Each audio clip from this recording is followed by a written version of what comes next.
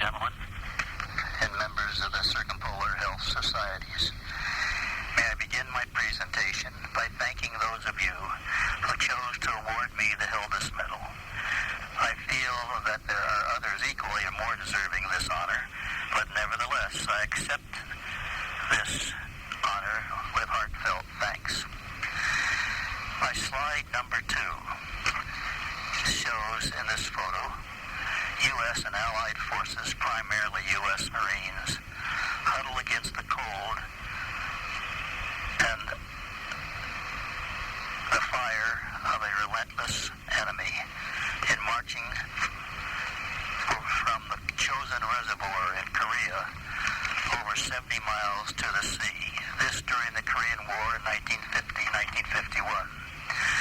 My presentation concerns the latest development of residual problems of cold injury of both freezing and non-freezing injury type, and namely the recognition of the latent sequelae of cold injury in soldiers fighting in the Battle of the Bulge in the European theater in 1944 and the U.S. and Allied forces in Korea in 1950-51.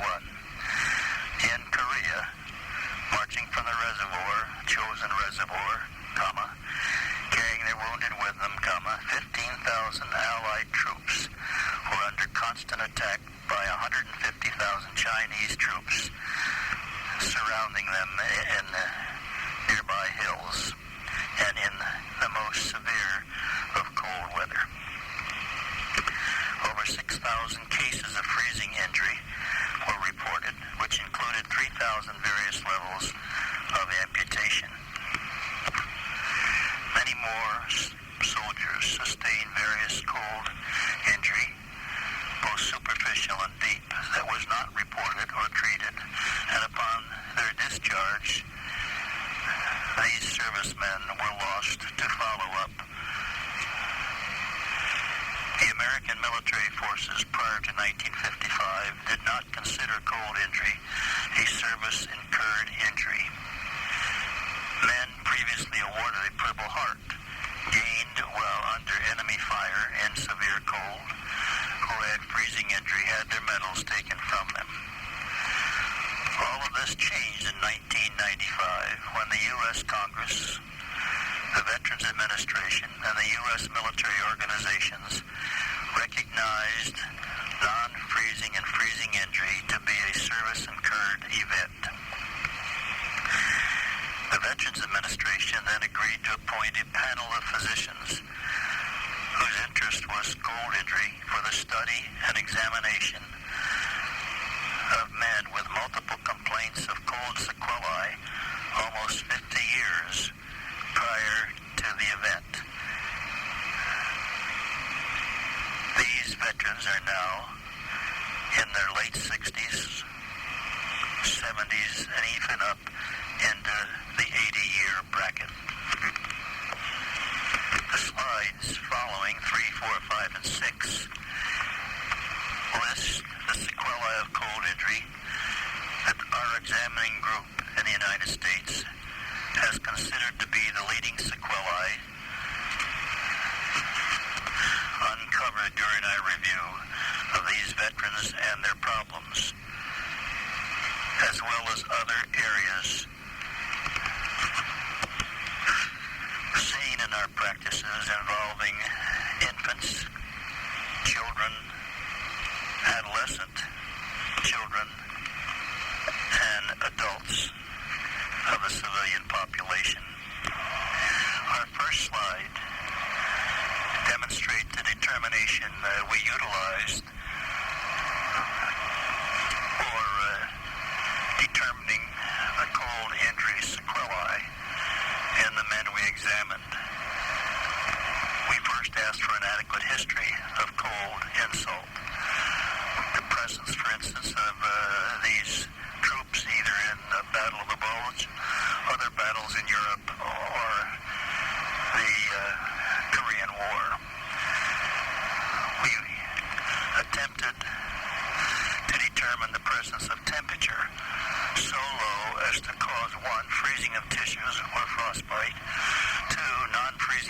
external cold injury, or immersion injury, trench foot, or exposure to temperatures near but not at freezing levels, and then low temperatures at or below freezing level with extremity severe cooling but non-freezing.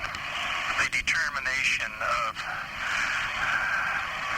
cold injury sequelae was listed as first transient, and the early signs of the transient injury were hyperhidrosis, hyperesthesia or anesthesia of the digits, limitation of motion of the IP and MP joints, joint swelling of the IP and MP joints, edema, thin, fragile epidermis in the involved areas, nail loss, intrinsic muscle atrophy, and fat pad atrophy of the distal digital tips. The determination of long-standing sequelae, usually permanent changes, were A, deep, thick scars over the affected part, atrophy or fibrosis of intrinsic musculature, contracture of digital joints, such as hammer and claw toe, volar fat pad loss, hyperesthesia of the distal tips with increased sensitivity to cold and heat, decreased proprioceptive sense of the digital tips, and permanent nail deformity. H was X-ray evidence of peri and subarticular lytic destruction of bone and cartilage, especially of phalanges. Then I was avascular necrosis of bone, especially the phalanges, metatarsi, and the tarsi. J, in children, epiphyseal necrosis or total destruction of the physis, epiphysis, with joint and phalangeal deformity, angulation, and shortening. K was chronic ulceration, infection, and osteomyelitis. L, decreased capillary perfusion. M, rare findings of squamous cell carcinoma in a persistent sinus tract. N, IP joint immobility or fusion. O, the ultimate of long-standing sequelae, amputation. Slide number 7 demonstrates that even when treated in the accepted fashion early, with full regimen, including rapid rewarming and warm water, some residual may persist for many years, often forever. In this slide is demonstrated atrophy of the first dorsal interosseous muscle in the last segment of the slide, with loss of the fat pad in the digital distal tips, period. Slides 8, 9, and 10 in sequence demonstrate a set of slides of an individual who had alcoholic peripheral neuropathy of the extremities, who was riding a snow machine and froze his feet, and throws his feet, not realizing he had done so, and eventually thawed spontaneously, developing by 2 or 3 weeks mummification of the toes, and eventually was seen at the end of the 3rd week because of problems of his feet and the early development of gangrenous changes. X-rays then demonstrated severe osteoporotic calcanei, and an X-ray taken 6 months later, post-freezing, revealed the gradual development of severe avascular necrosis of the calcanei and tarsi bilaterally. Slide 11 is an interesting sequelae of cold, seen almost 50 years post various injuries. This lady came to the Alaska Yukon in 1901 and had frostbite on lots of occasions, she said, and treated each episode with her own method, either with cold or heated coal oil or kerosene. This picture demonstrates a functional foot with multiple injuries, osseous atrophy, fat pad loss, extrusion of the distal tufts.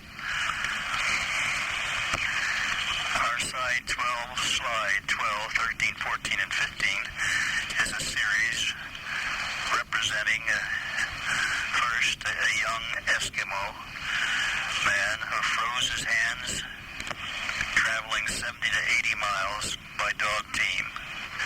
The temperature was said to be minus 14 degrees centigrade.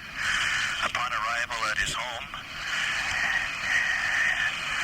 his mother treated him in the time-honored way, packing his hands in ice, but the school teacher of a different culture said the new method was rapid reworming, and so the patient had the best of both cultures. Our interest here is that the young man was seen 3 years later with the development of lytic and destructive changes in the PIP joint. This was in the area of the digits 5, 4, and 3 on the right hand. A close-up X-ray view demonstrates the osseous destruction and the various changes in the involved digital joints. Clinically, each joint demonstrated quite severe limited motion. The following slide, number 13, demonstrates in an elderly man similar post-thaw changes found by X-ray 4 years after his injury. This patient, upon his death, left us permission to biopsy the involved joints at a post-mortem evaluation. Therefore, in slide 14 is seen the section through the PIP joint with the number 2 demonstrating the degenerative articular cartilage, and number 3 segmentally demonstrating the destruction of the articular bone. In the PIP joint itself, our number 4 reveals periosteal destructive lytic changes or a lesion of bone with invasion across the joint of dense collagenous tissue. This tissue then, as you can see, effectively bars joint motion. In a series of slides, 15, 16, 17, 18, 19, and 20, we are able to demonstrate the early sequence from 1964 through 1997 of the destructive progress of cartilage and bone of the involved MB, PIP, and DIP joints. In this patient, freezing had occurred post-immersion in a creek. The patient trying to extricate a snow machine at temperatures of minus 20 degrees centigrade with a 3-hour survival hike after he gave up attempting to save his vehicle. Thawing occurred in the walkout as well as the utilization of heat from a car heater. The destructive changes began 2.5 years post-injury with marked degenerative changes increasing as the years went by. This involved most all of the digital joints. As you can see on slide 16, the patient had a superficial to deep injury with distal blebs going clear to the toe tips. On 1964 is an X-ray taken soon after injury demonstrating no bony or cartilage. Demonstrating no bony or cartilaginous changes. Well, beginning in 1968, an X-ray reveals a gradual diminishing of the MP joints, the early involvement of the DIP joints, and in 1988, there is continued destruction of the MP joints throughout the foot, and now marked involvement of the distal tufts as well as the PIP joints, with considerable loss of joint space. And in 1997, a follow-up X-ray reveals the degenerative arthritis, rather more likely traumatic arthritis of the MP joints, and the involvement of the PIP and DIP joints with clinical evidence of hammer-toe deformity throughout. Slide 21 is that of a young commercial fisherman in the Aleutian chain, exposed over a fishing period, seasonal period of 6 weeks to temperatures near the freezing level, sometimes above, sometimes below, with saltwater lavage of his hands, so that he had a combination of wet, cold, non-freezing as well as freezing injury. The anatomical retraction of the tissue of the distal tips occurred over this 2-year period, and eventually he was seen at an Anchorage hospital, flown in from the Aleutian chain because of an attack appendicitis. The extrusion of the distal tips is obvious on this slide, and whether you can believe it or not, the young man said that he didn't attempt medical care because he found the distal tips, bony tips, helpful in scratching his back. On slide 22, we find a not unusual demonstration after freezing injury or non-freezing injury of loss of the fat pad of the distal tips. Usually in hands, less so in feet. This condition is found too after exposure over years of winter exposure in winter workers, in sports people who spend some time in the snow, in mountain climbers, and mountain climbers, and especially in those who handle tent poles, lines, or other cold materials at low temperatures. Slide 23 is a typical finding of veterans, especially from Korea, occasionally from the Battle of the Bulge, 50 years post-exposure. Here there is amputation of a second toe, destruction of MP joint, PIP joints of the first toe, osteonecrosis of all digits on X-ray, severe onchocricosis, and accompanying onychomycosis, these two usually found together, with residual extrusion of a segment of the tuft of the large toe. Slide 24 and 25 is that of an infant, age 4 1/2 months, who was found wrapped in a blanket in interior Alaska at temperatures of minus 30 degrees Fahrenheit or minus 34 degrees centigrade. Her core temperature was 66 degrees Fahrenheit. She had frozen hands and feet, was hypothermic as identified, and was warmed in rapid rewarming water fashion with a good result, except for the sequelae. The photographs are of a child at age 5.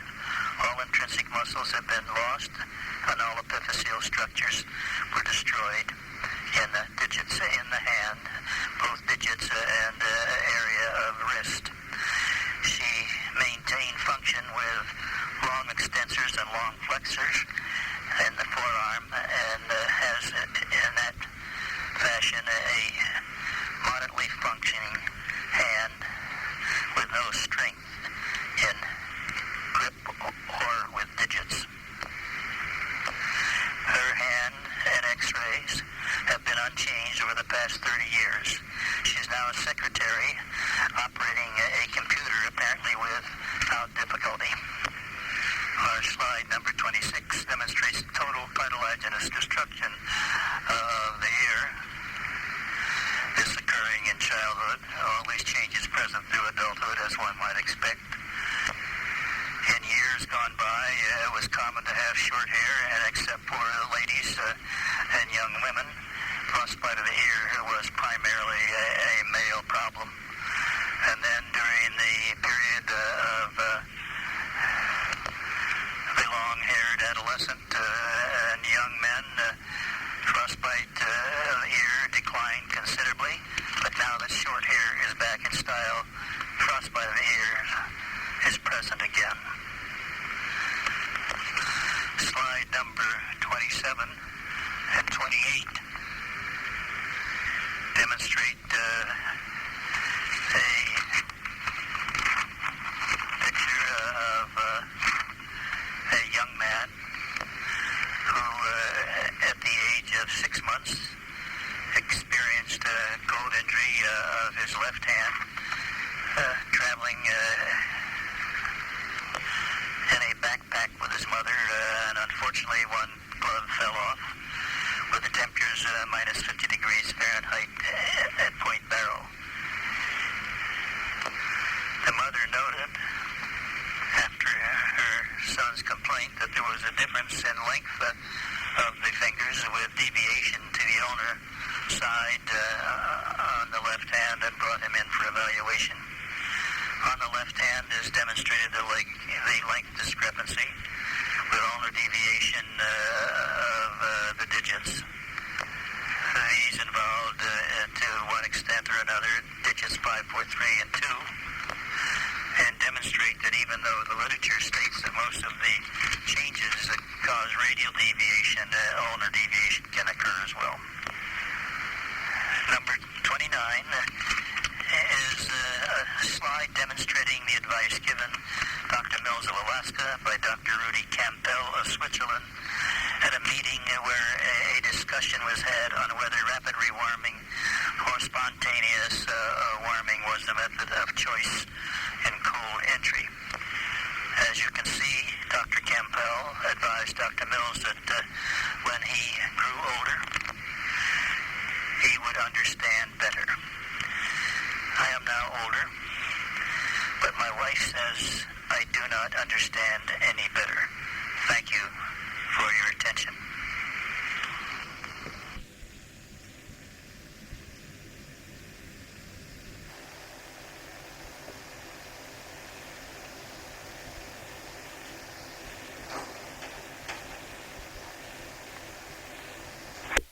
Actually, when we came out in 91, we decided that we wouldn't bother to see Matanuska Glacier because we'd seen so many. That, wasn't it? Yeah. And of course, when we did Prince William Sound in this Klondike Express, which is an excellent trip if any of your friends ever think about doing it. I mean, we saw 29 glaciers, and we did 139 nautical miles that day. I mean, the boat's top speed was 53 miles per hour. Got a lot of photographs of glaciers too. Yeah, that was good, and we saw a little orca in Prince William Sound. We think it was lots of otter. Lots of otters. So all in all, the trip was good, and of course when we got back to the hotel, Shirley just whipped in and got the package which you had kindly left for Jean, and then they drove us down to Anchorage Airport, where we picked up the shuttle and then went down to Seward. And of course we stopped at the same place where we had stopped with both of you when we went to Seward. I must say I do love that drive That from drive is wonderful. Anchorage to Seward. And in fact, we had a National Geographic magazine, because if you remember, you had suggested Homer. And when they had a photograph in there of about 150 bald-headed eagles just on the shoreline at Homer, so perhaps we should have gone to Homer, but we couldn't have done everything. But as I say, should we come again, then we would definitely hire a car. Yeah, this month, do our own thing. was it this month or July's National Geographic? They've got an article on bald eagles, and there's some wonderful photographs in there. Yeah. When we were on the, when we did Prince William Sound, wasn't it? We Yeah. saw that. We saw bald-headed eagle Baby one, wasn't it? on the ice, sort of settled down on the ice. And then another eagle came and perched alongside it, and the man on the boat said it was a golden eagle. And I thought, no, it's not a golden eagle, because the young bald-headed eagles I knew were a different colour. They don't have a white head to start with. So he was wrong and I was right. Yeah, never mess with my wife. I'm not a very bright person, but when it comes to wildlife, I got a little bit of knowledge stuck in my head, in this brain of mine. So the coach tour was nice. So we went to Seward. I'm just trying to think what trips we did on the coach tour. We did the Cairn Cross one and the Denali one. That's right. That was it, wasn't it? Yeah. Yeah. So as I say, we met some interesting people, but we didn't give our address to anyone. So that was. We're not collecting people really now. So we then We got stick down with to. the ones we got. We went down to Seward and boarded the NS Statendam.